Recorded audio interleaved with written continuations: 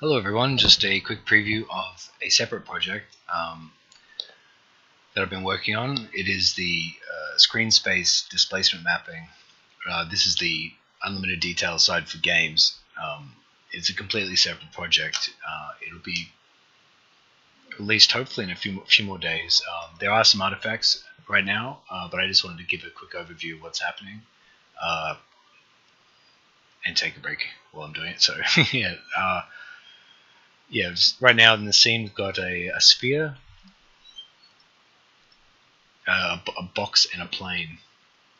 It's just basically a screen space version of displacement mapping with no tessellation. So I'll just give you a quick look, and please ignore the artifacts.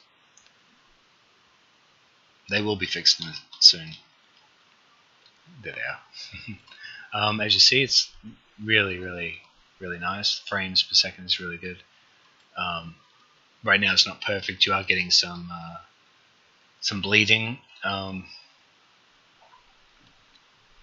but the popping isn't so bad, really. So, but you see the bleeding there for sure around this area. But yeah, it's just very simple. You have basically just a shader that you can apply to your mesh, and that comes with 3 textures: diffuse, a normal, and a height map.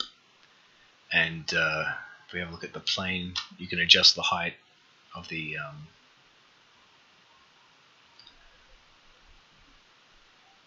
displacement, and also yeah, don't worry about that blurring, that'll be fixed. Yeah, an offset basically. So if you're on a cube, such as this one here, just say what do we do if we adjust that to make that really big? So yeah, the other value just brings it back in, like after you've displaced it.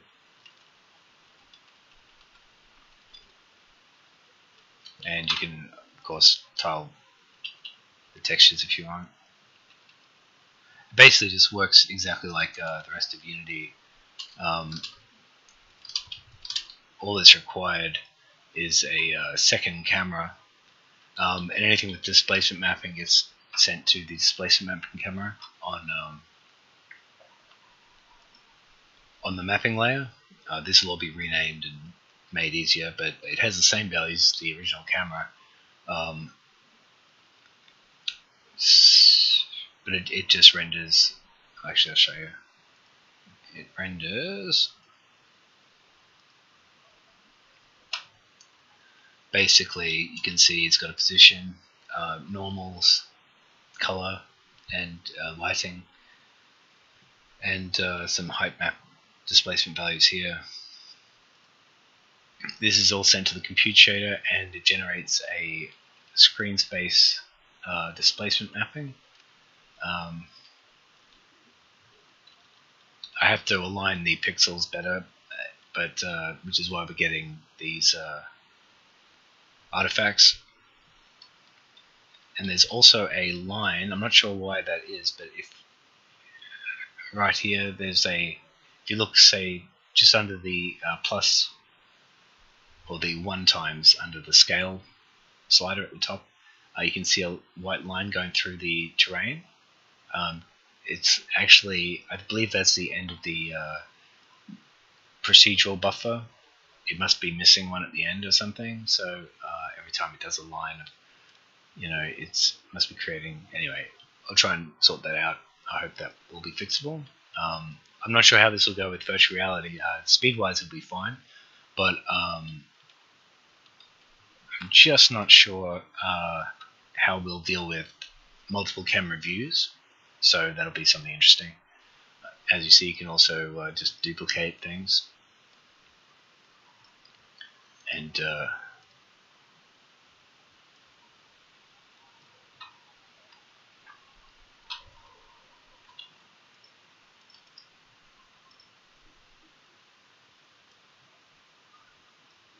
do whatever you want. Basically, yeah, it'll work with you can instance everything. So yeah, so it's pretty cool. It's a solution for unlimited sort of detail via displacement mapping. As you see, you only need your basic meshes, and as you see, there's basically not much geometry at all. However, if you have a look here, the displacement looks really nice, and there's no tessellation at all. So and there's a constant vertex count for the mesh, as it's all done in screen space, so it doesn't ever increase. Yet it works brilliantly, and yeah. So I'm assuming this is how it's all really done for the game side of things. Also show you the lighting. The shaders you'll be able to make as many as you want, as long as they output to the 4 different MRTs, the multiple render targets assigned to the shader. So you'll be able to write any vertex shader you want, as long as instead of just letting it go to the screen, you will just set it to the actual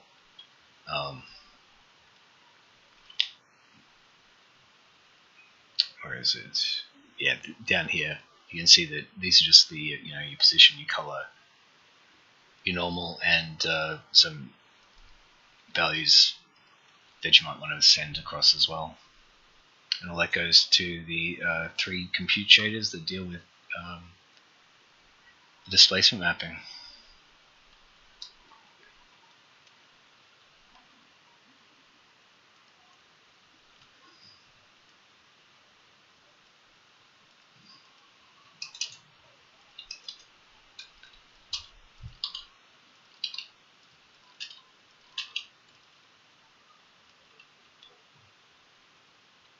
So it's actually really, really cool. It turned out I had started to do something like this earlier, but actually I was overthinking it, so it became a million times more complicated than it needed to be. And yeah, so there's still some things to sort out, like maybe a few things anyway, like this down the bottom there. You can see where it's cutting off the height map.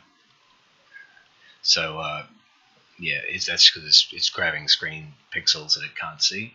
So maybe expanding that further,